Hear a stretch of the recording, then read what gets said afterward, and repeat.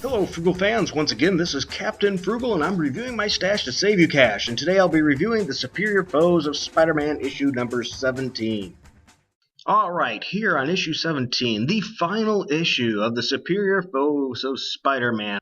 You can purchase this book as a back issue, or you can buy it as a digital download, or in the third trade of the series. And I will put a preemptive warning here. This has spoilers, so if you do not want the series spoiled, do not watch this review, or watch it at your own risk. So this whole series is good of giving you an update of what happened if you haven't read the issues, or a good way to check out certain points and see, do I want to read this series? So let's dive in. Once again, spoiler alerts. Can't say I didn't warn you. All right, so this is written by Nick Spencer, and the artist Steve Lieber again teamed up for, yes, the last issue. Once again, the last issue. How saddening this series did not last longer.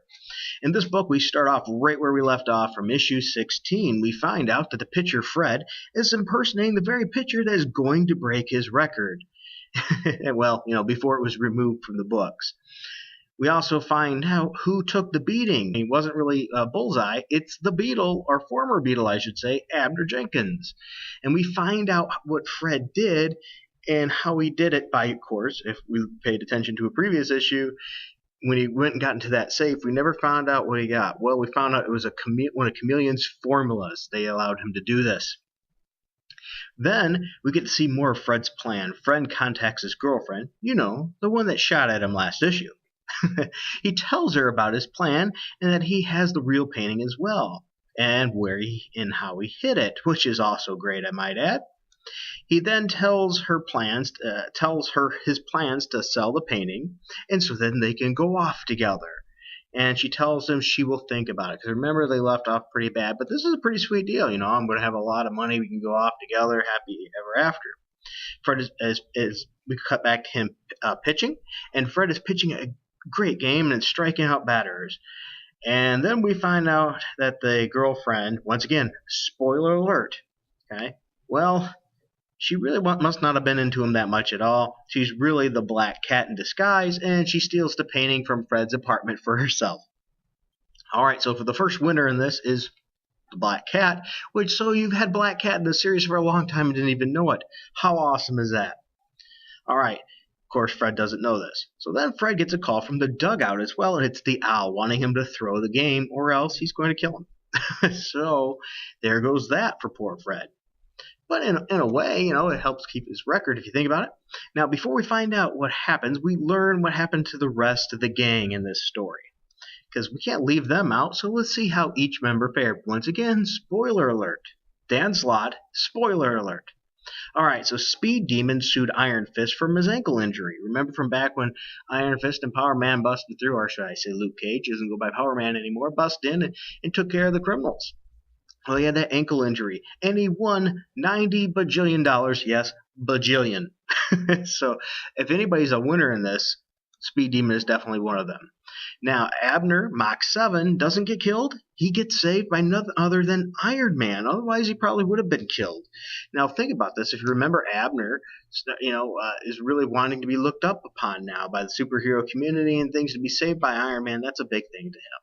So that worked out for him. Overdrive and the Beetle now. Let's go back to them. Well, they took off with the painting, supposedly, remember? And they get stopped by none other than Dr. Doom himself. So the ending for those two probably didn't turn out so great. Now we look back to the Punisher's getting into this overall battle. Because remember, there was a battle ensuing at the end of last issue for the control of the criminal empire with Silvermane's head. So the Punisher gets in this battle, and to our surprise, the Shocker comes in with, you would not believe it, a Shocker-mobile, and kicks the Punisher's butt. I mean, he sends him off. So how good is that for the Shocker? Not only that, he becomes then the new leader of the crime gangs. So the Shocker, the guy that's been kicked down, left for dead, all throughout the series, is now the new criminal crime lord.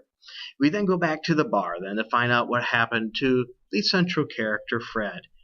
And he's at this bar, okay, and the guy he's talking to, he's telling his story to, and I'm not going to give too much more detail than that. His name is Peter. And that's the end of this story. Alright, so let's get into the pros and cons. The pros. This is a great story. Through and through, the weakness of the story might have been the 2 fill-in issues, but otherwise the story was strong all through every issue. Even the fill-in issues weren't bad, they just didn't progress the story. This particular issue unfolds everything. Now, if you didn't read the rest of the series, this issue wouldn't mean that much to you. But if you read it all the way through, this issue is phenomenal. It has a great ending. It provides great closure in everything. The book also was fun, and it kept you interested in the whole ride. So this issue was absolutely just entertaining. It really wrapped it all up. So now let's go to the cons. The cons, I cannot stress and be more simplistic, is the series ends. And it was so good, you will want more.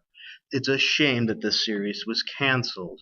I think a big problem with it was that it had the Superior name on it, so it already created division right from the start. It probably shouldn't have been tagged as Superior. Also, it might have had some stigmatism from the previous series with the deadly foes and things like that might have given it a little bit of a turn off to some because they didn't understand what to truly expect from this series. It probably should have also been promoted better, and I wish word of mouth would have carried more for this series. As I said, unfortunately, some of the negative stigmatism this book gets from the Superior line causing a lot of controversy, as well as Dan Slott with it himself turns a lot of readers off because of his online behavior not being very well. Unfortunately, gave this book a negative black eye in some people's opinion, even though it had very little to do with him. The only thing it had to do with him is the name Superior probably on it. The artwork was great. The writing was great. So unfortunately, it took that hit. But it'll leave you wanting more. This series is so good. That's the only con I can really give you, is it makes you want more. So the overall grade for this book can be nothing other than an A+. This series is definitely worth getting.